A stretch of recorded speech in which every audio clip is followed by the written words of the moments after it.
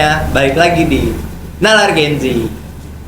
Ruang ngobrol santai tapi isinya berat. Tapi dibikin ringan biar nggak migrain. Betul banget, dan karena kita percaya kalau apa? Kalau otak itu bakal bekerja lebih baik, lebih cepet kalau dengerin suara podcaster kece kayak kita, ya nggak? Waduh, pede banget tuh ya. Jelas. Tapi nggak apa, karena hari ini kita bakal bahas sesuatu yang bikin para filsuf debat dari abad ke abad. Betul banget, kita bakal bahas tentang tubuh dan jiwa, hubungan tubuh dan jiwa alias dualisme dan monisme. Kayak sebenarnya kita tuh cuma tubuh doang atau ada jiwa yang terpisah? Atau jangan-jangan kita cuma karakter NPC di dunia ini, Dan? Waduh, mempertanyakan ya. Sabar. Iya. Tapi itu kita bakal bahas di episode lain. Hari ini kita bakal bahas dualisme dan monisme aja. Dan kita udah kedatangan bintang tamu yang keren nih dari kubu dualisme, Kak Ade. Oke, halo semuanya guys. Jadi hari ini aku Halo. senang banget bisa datang ke podcast Nalar Gen Z, dan dimana kita bakal ngomongin hal yang seru banget. Dan hari ini aku cuma buat satu jiwa, nggak jiwa yang lain-lain. Dan dari kubu yang percaya kalau tubuh dan jiwa itu satu kesatuan alias monisme ada Fayas. Halo semua, senang banget bisa ngobrol bareng di sini bareng Nalar Gen Z. Dan ya hari ini aku di posisi yang ya agak anti ribet sih, soalnya aku percaya kalau ya tubuh dan jiwa itu sebenarnya satu paket, jadi nggak bisa-bisa. Satu paket, Dan Nasi Bandri. ayam tuh ya. Iya. Itu kalau bahasa. Oke, selanjutnya yang bakal ngamatin ringkas dan kasih komentar tentang ini Tuh, biasa bintang ada. tamu yang keren juga, Kak Jovi, Kak. Hai semuanya, aku di sini cuma mengamati ya, bukan tukang juri.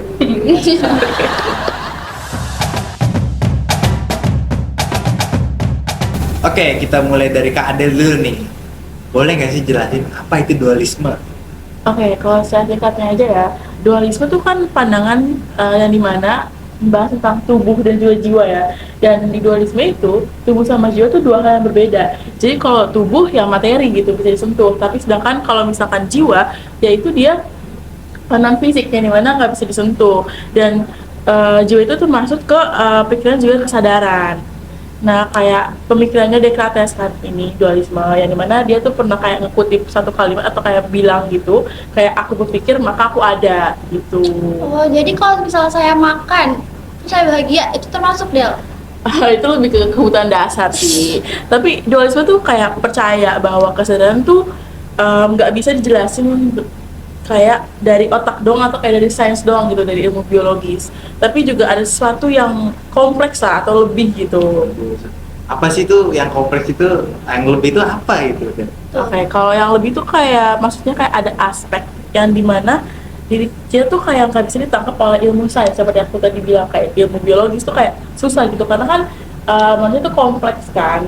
Dan juga contohnya nih kayak misalkan perasaan cinta atau kayak pengalaman spiritual itu kan maksudnya ke dimensi non fisik ya, yang dimana manusia tuh lebih dari sekedar reaksi kimia gitu yang ada di otak gitu. Oh, jadi itu bukan cuma sekedar apa ya istilahnya, Dan? Listrik-listrikan di otak, tapi ada yang lain gitu ya, Del? Benar. Jadi dualisme tuh kayak percaya bahwa manusia tuh punya kedalaman atau dimensi sendiri gitu, dimensi batin sendiri yang dimana nggak bisa diukur oleh ilmu biologis atau sains gitu.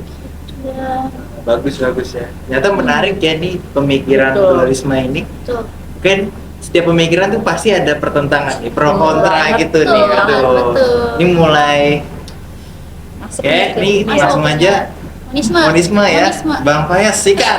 Oke, jadi kita udah ngomongin kalau ya dualisme itu ya paham yang percaya kalau jiwa dan tubuh itu ya terpisah gitu loh. Dua entitas yang terpisah. Nah, kalau monisme itu ya kebalikannya. Jadi kalau di monisme itu kita melihat manusia itu sebagai satu kesatuan yang utuh gitu. Jadi jiwa dan pikirannya itu ya satu adalah entitas yang satu gitu. Jadi ya kayak pikiran, perasaan gitu, dan emosi kita tuh itu tuh muncul dari proses fisik dan kerja otak kita gitu. Nah, jadi kayak artinya tuh kayak gini, ketika tubuh kita berubah gitu, kondisi mental kita itu juga ikut berubah. Kayak misalnya aku capek nih ngerjain UAS psikologi gitu. karena UASnya project semua gitu. Dan ya karena aku capek ya aku nggak bisa perform dengan baik dan ya mood aku terpengaruh gitu loh. Aku jadi ya kayak nggak mood buat ngapa-ngapain dan ya itu ya ngaruh ke mood dan cara kita berpikir gitu. Jadi ya bukan berarti perasaan itu ya sepele, tapi ya justru kompleks karena ya itu tuh berasal dari sistem biologis kita yang rumit. Jadi ya makanya kalau orang lagi sensitif tuh ya kadang solusinya bukan curhat tapi makan. Oh, berarti kalau misal aku lagi lapar nih, terus emosi, Iya. bubarin aja nih podcast, bubarin. Lapar. Waduh, jangan dong, Itu masuk jangan. monisme. Sama. Iya, itu monisme. Jadi ya gitu. Biologis banget ya. Iya. Jadi gimana nih? Ada rangkuman observasi sejauh ini, Kak Tuh, Jovika? segmen 1. Oke, jadi intinya berarti ya dualisme itu adalah dua entitas yang terpisah yang terdiri dari tubuh dan jiwa. Sedangkan kalau dari monisme sendiri itu adalah satu entitas yang sama, ya berarti jiwa itu berasal dari tubuh. Bener gak nih? Iya. Setuju sih, setuju. Setuju. Oke, tadi kan kita udah dengerin nih penjelasan dari dualisme sama monisme ya. Betul. Oke. Nah, sekarang aku mau tanya nih, dualisme sama monisme tuh gimana sih mereka ngejelasin pengalaman sehari-hari? Kayak mulai dari emosi tuh gimana sih? Nah, sama aku juga penasaran nih, Del. Kayak kalau dari dualisme itu, kalau misal ada seseorang yang tiba-tiba sedih aja gitu, tiba-tiba tanpa ada alasan fisik, itu kenapa? Oke, kalau misalnya kita lihat itu dari pandangan dualisme, sedih itu kan datang dari aspek non fisik ya, yang dimana bisa dari luka batin, pengalaman spiritual maupun emosi. Nah, emosi ini tuh terpisah dari fisik kalau menurut dualisme. Nah, misalnya kalau kita emang sedih tanpa ada alasan fisik, ya itu bisa aja terjadi karena emang itu tuh permasalahannya ada di pemikiran kita ataupun di jiwa kita. Nah, perasaan sama pikiran itu tuh bisa jalan tuh sendiri-sendiri, tapi emang bisa saling mempengaruhi gitu, no. Masuk akal sih, karena saya sendiri juga suka tiba-tiba sedih aja gitu, padahal mah nggak ada alasan fisik. Iya sih. Jadi kalau untuk menjelaskan ya sedih tanpa sebab ini tuh menurut monisme kesedihan tanpa sebab fisik yang jelas tuh walaupun karena kayak ya tanpa sebab yang kelihatan gitu ya, itu bukan berarti ya itu nggak ada sebab sama sekali gitu. Jadi ya bisa aja ada faktor hormon, terus apa sih kondisi kerja otak yang lagi nggak stabil gitu, dan ya semuanya itu tetap fisik tapi nggak selalu kelihatan gitu. Jadi sedih itu bukan cuma urusan hati tapi juga urusan tubuh. Buat monisme itu ya masih valid dan nyata. Ya itu justru ya karena dia Jadi gampangnya tuh proses fisik gitu. Iya. Kayak Iya, benar tubuhnya sih. lagi ngalamin apa gitu, jadi tiba-tiba kok sedih gitu. Iya. Itu nggak sih? Dor ini jadi motong. iya kayak gitu. Penasaran sih. Pokoknya- Berusaha nangkep kan soalnya mau Iya apa kayak gitu. Jadi ya walaupun apa sih sebabnya nggak kelihatan, tapi bukan berarti nggak ada sebab gitu. Jadi ya mungkin Iya. aja ada faktor hormon kita gitu ya. Hormon lagi nggak bisa. stabil. Ya gitu. Jadi emosi itu bisa dilihat dari dua sisi. Betul Dualisme, monisme tergantung kalian mau pilih dari sudut pandang yang Menarik mana. banget ya. Iya. Aku mau nanya deh, kalau misalnya kita jatuh cinta itu kan berasal dari perasaan kita ya. Nah, tapi kayak kadang tuh tubuh dia tuh kayak ada reaksinya, kayak tiba-tiba deg-degan atau kayak salah tingkah, tuh gimana tuh? Tuh gimana ya? Gimana tuh, ayo. Kayak mungkin aku jawab Ya, versi dari dualisme dulu. menurut dualisme ya. Jadi kalau di dualisme ini kan jiwa sama jiwa atau pikiran sama tubuh itu kan beda ya kan. Nah, jatuh cinta dalam pandangan ini tuh kayak berasal dari perasaan yang muncul di jiwa atau pikiran yang berasal dari emosional. Tapi perasaan kayak misalnya excited atau deg-degan kayak gitu tuh ya bisa mempengaruhi tubuh kita. Dan perasaan itu contohnya kayak misalnya jantung kita yang debar-debar gitu kan, lebih cepat gitu, atau kayak semangat yang berlebih. Jadi meskipun jiwa sama tubuh terpisah, itu tuh keduanya emang bisa saling berinteraksi dan jiwa tuh mempengaruhi tubuh melalui reaksi fisik gitu. Jadi sering mempengaruhi. Ya, betul. Kalau monisme ya, buat ngejelasin perasaan salting itu ya simpel aja ya. kita kita bisa salting itu ya karena kita dapat stimulus yang bikin kita salting kan. Ya, dengan begitu ya otak kita ya menangkap informasi yang kita terima dari indera kita ya, dan itu menimbulkan ya reaksi gitu seperti ya, pikiran dan emosi kita. Nangkep nggak Dan? Nangkep. Gitu sih. Berarti ini pertanyaannya lumayan lebar ya ke cinta ya. Iya. Kacau Aduh, sih. Relate banget, relate banget sama padahal kita. Iya. Kalau Gen Z. Ini kayaknya pada ngalamin ya lagi pada. Iya. Iya sih.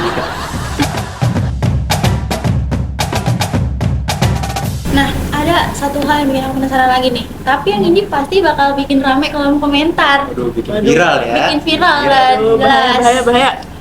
Sebenarnya tentang hubungan dualisme monisme dalam agama. Jelas bikin rame nggak?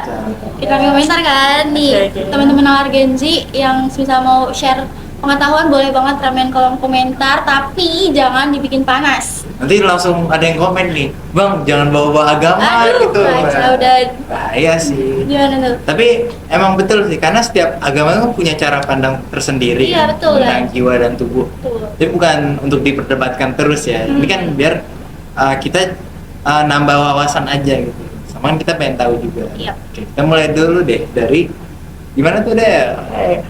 Kalau tahu saya ya, kalau kita lihat dari konsep ajaran agama sesuai yang saya anut ya. Baik. Nah, konsep jiwa itu kan memang digambarkan terpisah ya dari tubuh, karena kalau misalnya kita meninggal nih, ya tubuh kita di tanah, tapi ruh kita tuh di alam lain gitu. Nah, dari itu kayak sangat dualistik, yang dimana kayak tubuh materi dan jiwa tuh non materi gitu. Bahkan menurutku ada kayak konsep neraka dan surga itu tuh yang makin mempertegas bahwa ada entitas yang nggak mati bareng sama tubuhnya atau nggak bareng sama badan kita gitu. Jadi kalau ajaran agamaku sih lebih ke dualisme ya daripada monisme. Oh, menarik ya. Berarti kayak agama itu sebenarnya nggak memandang manusia sekedar tubuh dan daging dan tulang ya, tetapi tuh ada aspek moral dan spiritual itu. Benar. Ini konsep akhirat nih ya. Iya. Tapi kita coba lihat dari sudut pandang lain. Jadi ada juga penafsiran agama ya yang melihat bahwa jiwa dan tubuh itu adalah satu kesatuan gitu, dan nggak terpisah gitu, satu kesatuan ciptaan Tuhan, dan ya jadi nggak terpisah gitu. Jadi Ibnu Sina dan Al-Farabi juga melihat kalau akal dan jiwa tuh nggak pernah lepas, nggak pernah saling lepas gitu. Jadi ya misalnya ya sholat ya kita pakai tubuh gitu loh, dan hati sekaligus. Jadi ya di saat sholat kita kan berusaha untuk khusyuk kan, dan ya itu kita menggunakan tubuh kita dan ya jiwa kita Berbarengan sekaligus berarti. berbarengan Banyak ya. penafsiran Iya. ya.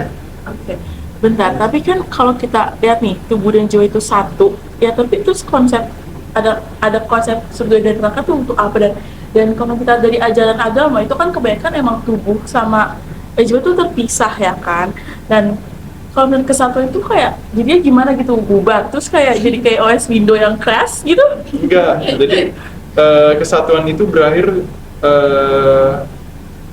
bukan berarti ya mereka nggak pernah satu gitu loh. Jadi ya kayak hubungan LDR gitu. Aduh, LDR dan Jadi ya pas putus ya emang hubungan itu berakhir, tapi ya bukan berarti hubungan itu nggak pernah satu kan gitu. gimana nih Bu Ini LDR? kayaknya curhat nih, Aduh, curhat nih sambil iya. jelasin sambil. Nangis nih Waduh, teman-teman Nalar Gen Z nih. cewek saya nih. Aduh. Tapi ya kalau manusia itu dualisme yang artinya jiwa berdiri sendiri dan tidak tanpa tubuh, dan monisme itu jiwa itu ada kalau ada tubuh. Nah pertanyaannya, kalau surga itu nanti versi tubuh, jiwa atau dua-duanya? Benar. Nah itu tuh. Mana Jawab tuh? Ya kalau di dualisme tuh udah jelas banget gak sih jawabannya. Kalau misalkan ya dua-duanya gitu, tubuh sama jiwa. Karena kalau misalkan kita di konsep akhirat ya dari agama ajaran aku ya manusia tuh digambarkan kan bangkit kembali gitu. Yang dimana tubuhnya tuh tetap mati, tapi ada ruh yang masih ada gitu untuk dia di penghakiman lah jatuhnya kan kalau di agama aku kan. Dan jiwa tuh tetap ada, kayak kan jatuhnya tuh jiwa-jiwanya tuh kayak reuni gitu loh, kayak nonton konser lah atau kayak lagi reuni massal gitu. Kayak ini nih, Ya, dan- YouTuber yang pamit terus balik lagi. Saya pamit, Kita balik kita ya, lagi. kita. Saya pamit. Ini kalau channel ini nggak akan pernah ya. Kita Oke. kasih tahu nggak bakal ada kayak gitu.